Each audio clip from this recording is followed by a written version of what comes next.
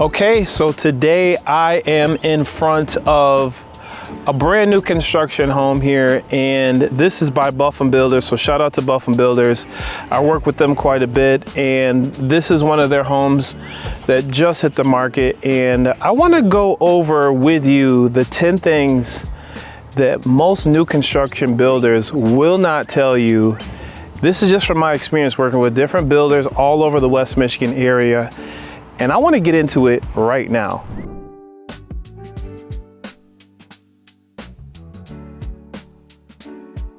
For things to do and sights to see, this is Live Great TV, and I'm the official host of Living Great in Grand Rapids and the West Michigan area. My name is Vaughn, Greathouse, and if you want to know more about the Grand Rapids area, what it's like to live, work, and have fun out here in West Michigan, make sure you hit the subscribe button, leave a comment, let me know how you're liking the videos.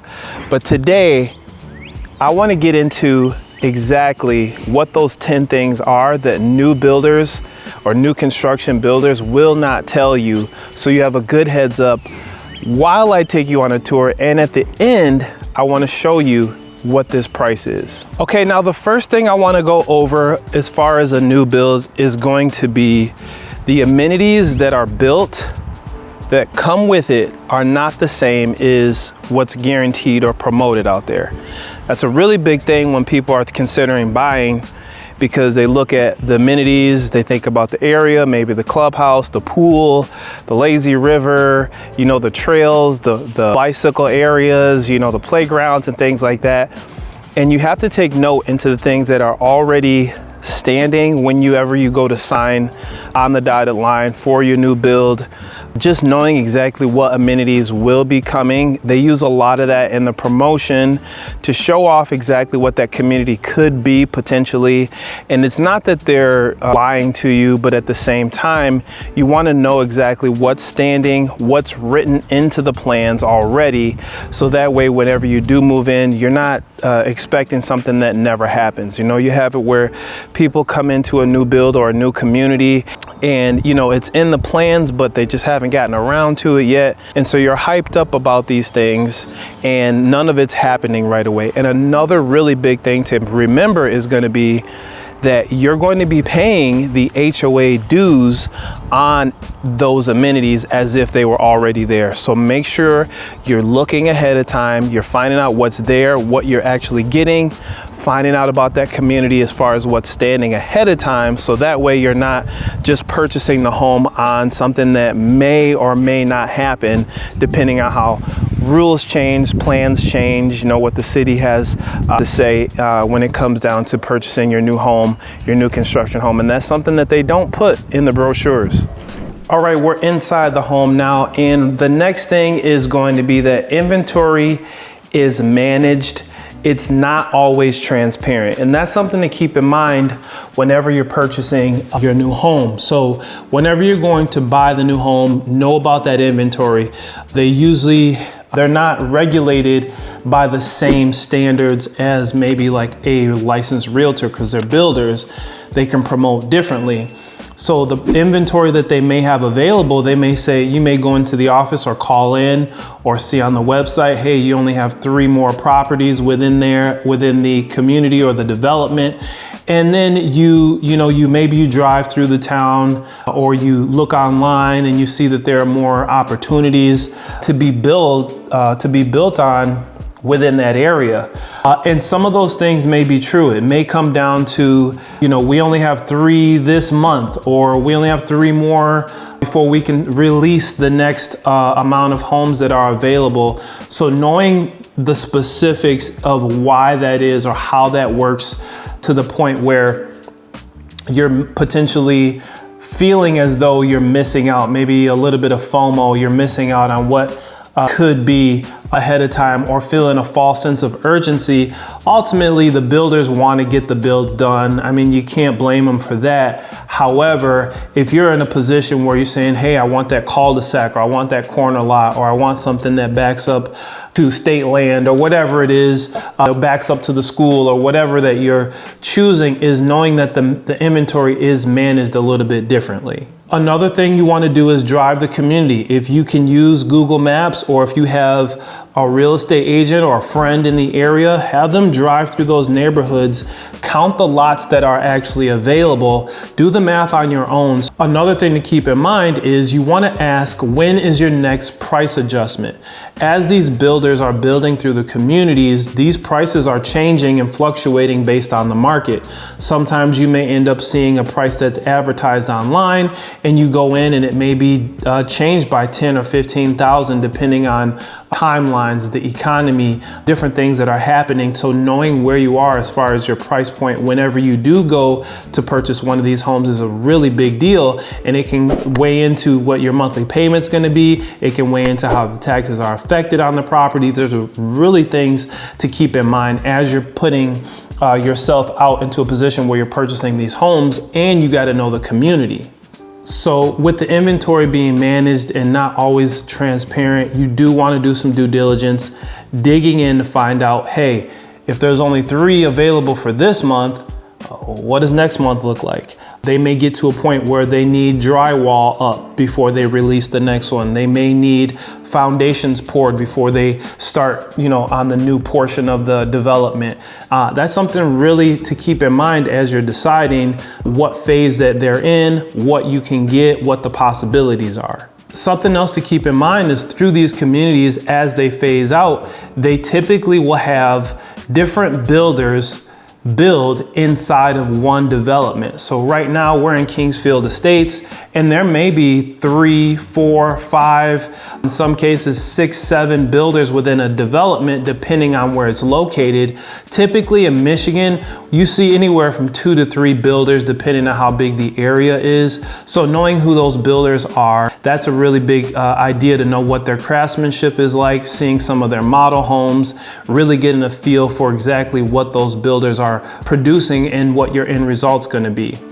Now, where I sit now, I'm out in Granville Schools at Kingsfield Estates. This is a really unique development because it sits in Wyoming, but it's still Granville Schools, which is a huge incentive when it comes to taxes, but also when it comes to school districts. So knowing that difference is going to be a good edge to know exactly where you want to land, so that way you get that bang for your buck when you do purchase. Because as you're building out, no matter what price point you're at, you want to make sure that the money is well spent. And that's where you have, having representation, having a realtor on your side is actually to your advantage. A lot of these builders have different rules, different regulations when it comes to bringing in a realtor. So knowing exactly when to have that conversation of how you're being represented comes into the equation. Some builders are excited to have another agent, come in and accompany you.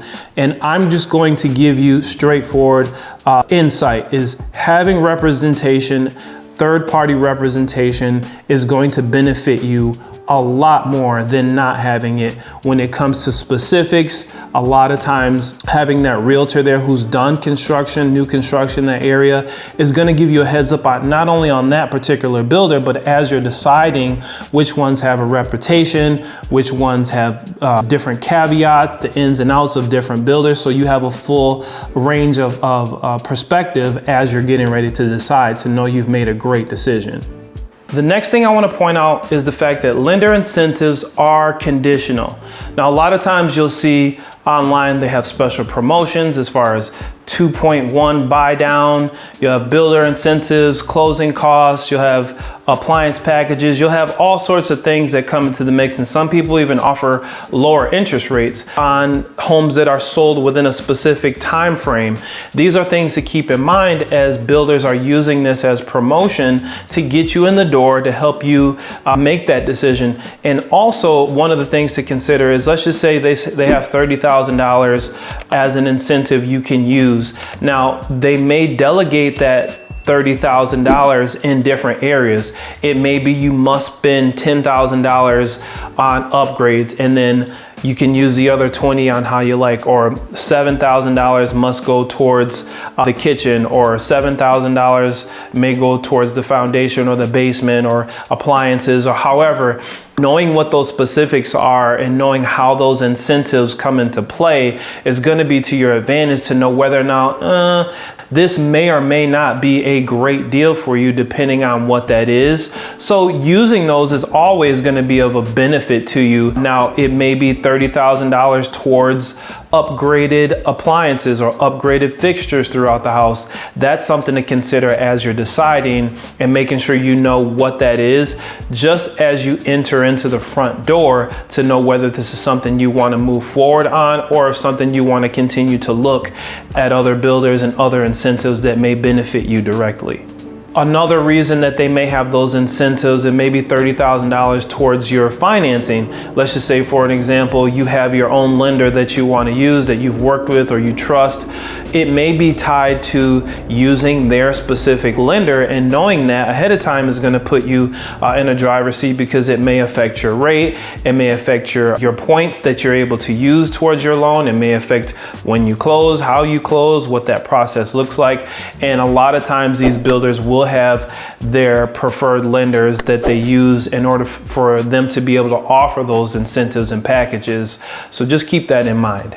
And the last but not least is there may be a specific time frame that you're able to use that $30,000. And a lot of times it comes to doing it within 30 to 90 days to go ahead and help them move on, get that contract locked in with you, and they're able to move on to the next project. The next thing I want to point out, number 4, is that the lot is permanent and the house isn't. One of the big things to really keep in mind is that there are different builders within a specific development. Like I said, you may have 3-4 different builders within that area, and the houses may be a little bit different. So if you're looking at, for example, one of the homes here and it's built a little bit differently than the one that you're purchasing, knowing that ahead of time is going to give you a good edge on exactly what to expect going forward.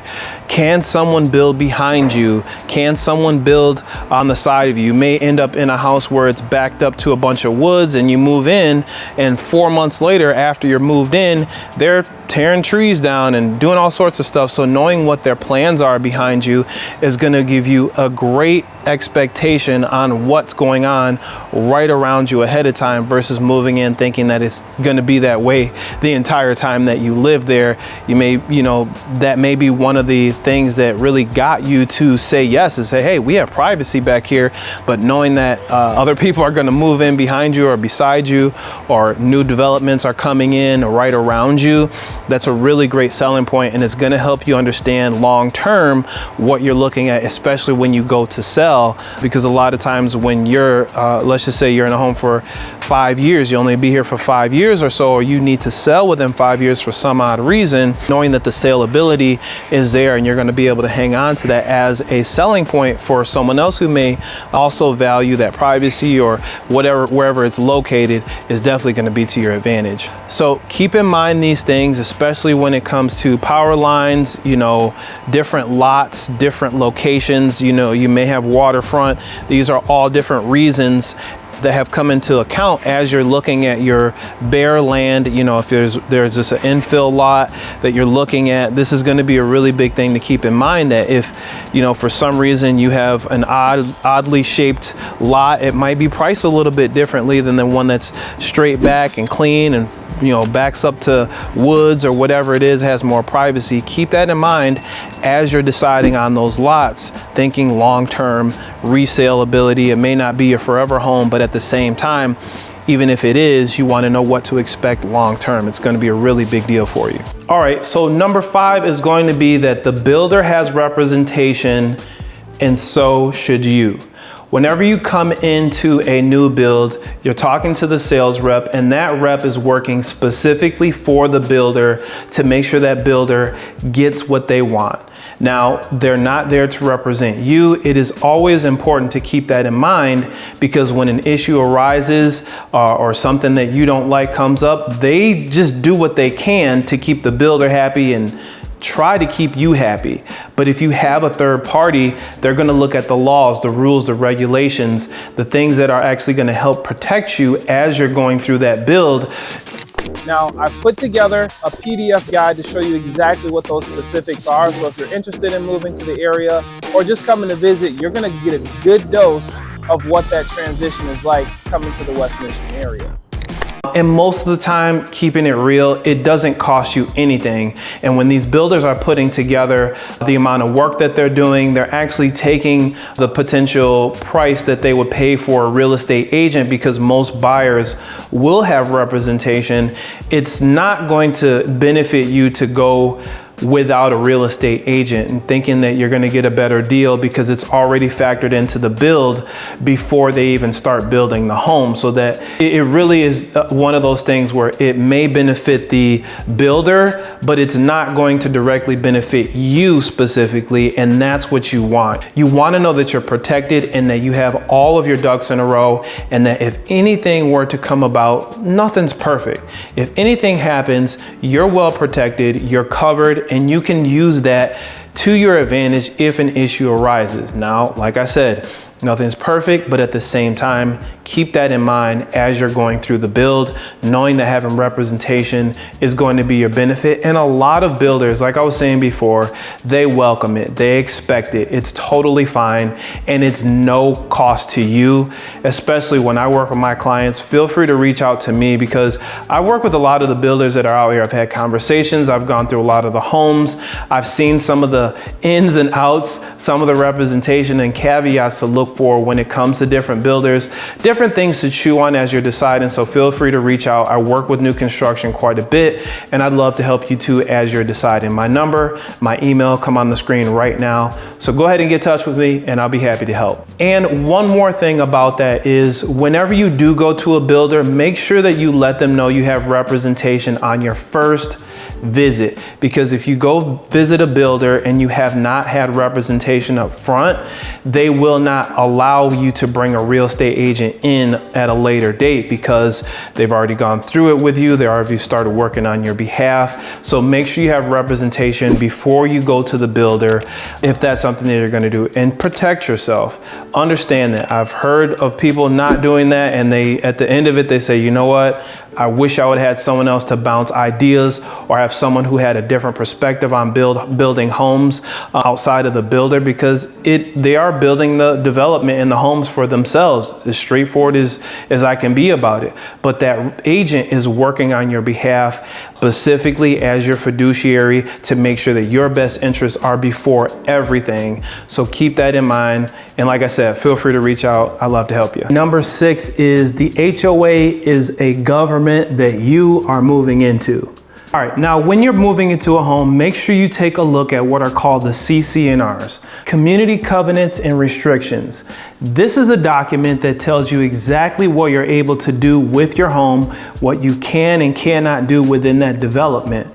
And knowing what these things are ahead of time, say for example, you want to put a pool in, or you want to put a fence up, or you want to put an underground fence in, or whatever the case might be, you want to know exactly what those CC&Rs will read for you, so that way you're well prepared as you're deciding on that community. So from the time that you move in or start building to the time that you actually close on the house, those rules may change. So always keep a heads up on that whenever you're moving into your new home or you're into your community. And let's just say it takes you 4 or 5 months, maybe 6 months to build. So from the time that you inquire all the way up until the time that you close on the house, you may have a different scenario. So in the earlier phases, you have what's called a developer controlled board, which means that depending on when you are interested, all the way up until the time that you close, those rules may change. So having a heads up on that is going to give you a lot of what to expect as you're deciding, because it can be completely different from when you signed up to when you actually move into the house. So staying on top of that is going to be really important. One thing to ask is going to be, is the reserve fund adequately funded? Where are they with the reserve fund as far as the HOA, the amount that you're putting into the home, amount that is allocated towards that development? These are great questions to ask to know how your funds are being dispersed. It's pretty much an open book. They give you reports on how those funds are being spent through the community, and that's something that you definitely want to be a part of to know exactly what's happening in your specific area. The next thing to consider is that the contract that you sign with the builder protects them. That's important to know, because if you put down an earnest money deposit on a house that's maybe $700,000-800,000, that's a significant amount to know whether you can have it go towards your close or if you can get that back if things don't work out perfectly. Now, another thing is going to be the closing delays. Like, for some reason, if the funding isn't prepared or ready, you can get fined anywhere from $150 to $1,000 a day. So knowing your contract, if you don't close on time, is a great way to protect yourself, knowing exactly how that'll work within what specific time frame of getting that certificate of occupancy to closing on the house, so that way you're not penalized and paying far more than you need to just because, you know, the financing wasn't lined up properly. Now, also keep in mind, there is a termination clause if you become difficult, or, you know, they don't want to work with you, and that can really be enacted at any point in time during the build that the builder has to protect themselves. So for example, if you're becoming difficult to work with, you're showing up on site when you're not supposed to, you're becoming, you know, irrational in certain scenarios, the builder can cancel that contract without any notice. And that's something that you have to consider as well as you're deciding. So knowing that if you're letting the build happen, talking to that rep, talking to your real estate agent to really dig in on how you're best protected as you're deciding to move into a brand new build is going to have you in the driver's seat as far as how that outcome will work, how that's going to transpire into your entire experience, and you're in a better position at the end of it. Okay, and the next thing is that your first year taxes are not your actual tax bill. So whenever they assess the land on a new build, they're typically assessing it on that land specifically. And once you move into the home and they reassess the property, it's going to be taxed on the value of that actual structure. So knowing that ahead of time when you move in, depending on when you actually purchase the home, taxes will show to be a lot lower than for the next year when they actually make that assessment. So being ready for that ahead of time, knowing what those are, getting a general idea, talking with neighbors, talking, you know, looking at the stats, talking to your real estate agent, being prepared for that is going to give you a good edge, and you're going to be sitting in a better position knowing exactly what those numbers are or what they may be coming up. Taking a look at things like the millage rate, taking a look at what school systems you're in, what school district you're in. These are all parts that weigh into how much you would potentially pay in taxes. I'm not a tax professional. Always, you know, look to a tax attorney, but at the same time, knowing that they're going to be significantly different after you move in, depending on when you purchase the home. You may be able to purchase the home and the house hasn't been sitting very long, and you purchase the home, but within the year you get the benefit of not paying those taxes right away. But just know ahead of time that year after that, 2 years after that, you're going to see the actual cost and, you know, the tax assessment. You'll actually see that tax assessment come into play and pay on those. And last but not least, make sure you file your homestead exemption. Asking your real estate agent about that to make sure when you close you have your homestead in place is the best place to be as far as taxes out in this area. Knowing that there are special assessment areas such as Ottawa County, Kent County, these are things to know ahead of time when you're purchasing. Like I said, this whole video is really all about what to expect whenever you're going into a new build that most people don't tell you about. And these are really big items that I've seen and work with clients who've had things come up. So just make sure that you're looking into those special assessment areas as far as Kent County and Ottawa County, and knowing where your specific property is during that build. Now, as you're moving in and you go to one of the builds or you go to new construction, you're gonna know that at the model home, that's gonna be one of their better or one of their best builds. And it's usually anywhere from $80,000 to $150,000 more than the base model. So if that's something that you're considering, you like the way that they upgraded the home, you like the way that the finishes are, keep that in mind, because at the same time that they're showing off the property, you're going into the property knowing exactly what the value is, knowing how much things cost, knowing what upgrades are your non-negotiable items. These are going to be great point to start from. So if you're in a position where you don't have any clue or you don't have any idea of what's happening as far as what you want, it's an opportunity for them to sell you on some of their better finishes, some of the things that they offer with the homes, to get you to visualize and see it if it's something that you haven't done for yourself yet. So I always let people know, get your home wish list together. I actually give a lot of my clients a home wish list so they can put that together ahead of time, knowing the things that are really important to them so they're not upsold out of their budget, because these are items that if you're adding on and you're doing things, especially if it's later in the process, they can charge you for a design fee. They can charge you for going back in and changing the plans that were initially set. So that way you don't sit in a position where you're spending $100,000, $200,000 more than you initially planned or budgeted out for. No one likes surprises when it comes to these things. So I always give people a great heads up as they're deciding and giving them the alerts and attention that these things deserve, because you want to move into your home comfortably. And if you can't afford it or you haven't planned on affording that, these are things to know ahead of time that their job is to sell you a build. And as a real estate agent, my job is to protect your equity, your best interest as you're deciding, and keep things moving along as we initially planned. And of course, things change, but knowing exactly what those things are and you're not being nickeled and dimed all the way to the close is going to put you in a great position. So know your non-negotiables before you decide. And that's number 9. Last but not least, know that the community will change from when you purchase in it.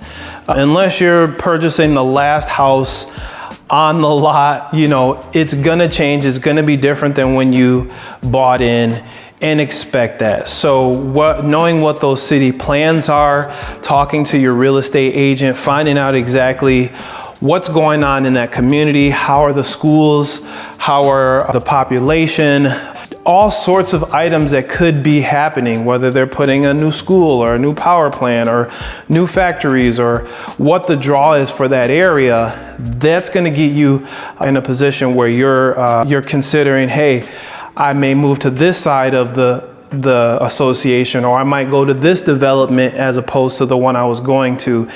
And those are things to keep in mind long term. I have had people purchase homes and they've done it correctly. They know that they were close to Rockford schools or they were close to Granville schools, and it really worked to their benefit when they decided to sell, because I have some people that they purchase a home for 5 years and then they move out of state again, and they just want to know that they're in a great equity position and they're not putting themselves in a position where they have struggled to sell their home, or it takes longer than they anticipate. And these are things that I always try to put on the forefront, no matter if it's your forever home or if it's just a home you only plan to be in for 2 years. So that is really, really, really important. That community is going to change. They will add on features and amenities that may not have been there when you initially started. They may not. So that's something to keep in mind. It's not that they're out there to get you or just entice you to come in. They're just telling you what they know. They're just telling you, the reps are just going off of what are in the plans, what may be a natural draw for a lot of people, or what they're looking for in that area. Swimming pools, whatever it is, community centers, get-togethers, whatnot. These are things to consider, knowing that community is going to change, and just expect it. It's just something that happens. So, hey, this is Vaughn Greathouse. I am a local West Michigan real estate agent. I've helped hundreds of families move to, from, and around the West Michigan area, and I'd love to help you too as you're deciding. Go below, shoot me a text or send me an email. I'm happy to help. If you have questions, leave me a comment here on the video. Let me know how you liked the video. Did I help prepare you? Did I tell you anything that you didn't know? Did you already know all these things? I just want to be in a position to get you exactly what you need, help the community out, and that's truly my intention, is to really help you in the world of real estate as you're deciding, giving you a heads up, because that's what I do best, and that's what I love to do. I've been helping the community for over 13 years, and it's just a blast for me. I love it. And like I said, I love to help you too. So with that being said, for Things to Do and Sights to See, this is Live Great TV. I am the official host of Living Great in Grand Rapids and the West Michigan area. Let's get a tour of this house. You want to see it? Let's check it out. Look me in the eyes.